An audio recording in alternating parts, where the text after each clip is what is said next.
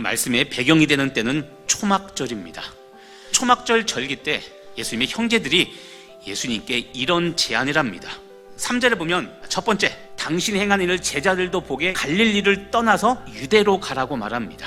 두 번째는 예수님 자신을 좀 세상에 나타내라고 두 가지를 요청합니다. 이 말 같지도 않은 이 요구에 예수님이 어떻게 대답하셨을까요? 6절 말씀입니다. 내 때는 아직 이르지 아니하였거니와.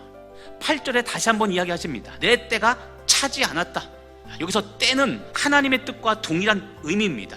때가 아니라는 것은 하나님의 뜻이 아니기 때문에 나는 가지 않겠다는 예수님의 결심입니다. 오늘은 어떻게 하면 하나님의 때에 순종하면서 우리가 살 수 있을까? 오늘 귀 기울여 들어보시고 예수님처럼 하나님의 때에 순종하며 사시는 여러분 되길 간절히 바랍니다.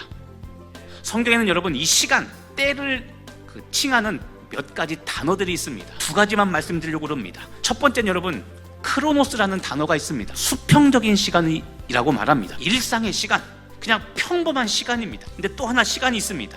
카이로스라는 단어가 있습니다. 수직적인 시간입니다. 특별한 사건이 일어나는 시간을 카이로스라고 말합니다. 특별한 사건이라는 게 무엇이냐면 하나님의 계획, 하나님의 섭리로 하나님께서 어떤 일을 성취하는 것, 이것을 우리는 카이로스라고 말합니다. 이 6절과 8절의 때라는 단어는 카이로스입니다. 예수님은 선한 일이라 할지라도 아무 때나 하지 않으셨습니다. 하나님이 정하신 때, 하나님이 말씀하신 때, 그때에 맞춰서 예수님은 일하셨습니다. 우리들이 순종해야 될 중요한 영역이 어디냐면 때에 맞는 순종의 훈련입니다. 우리는 여러분 오늘 예수님처럼 하나님의 시간, 하나님의 때까지 참고 기다리는 순종의 훈련을 해야 됩니다.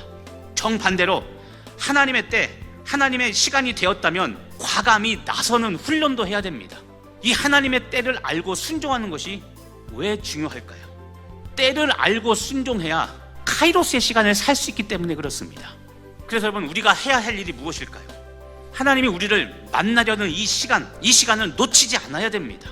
하나님께서 새 일을 행하시려고 작정하신 이 시간을 우리가 놓치지 말아야 된다는 겁니다.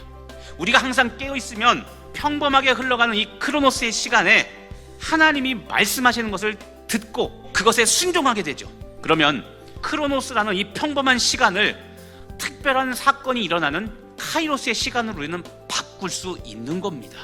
여러분이 지금 겪고 있는 이 상황들이 하나님께서 말씀하시는 어떤 때입니까? 예수님이 말씀하신 이 때는 예수님의 순환 시기, 십자가 고난의 때를 가르칩니다.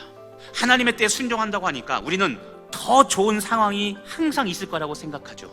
그런 상황도 있지만 하나님의 때에 순종하라는 이것은 더 고난의 환경 속으로 거침없이 들어가라는 하나님의 명령이기도 합니다.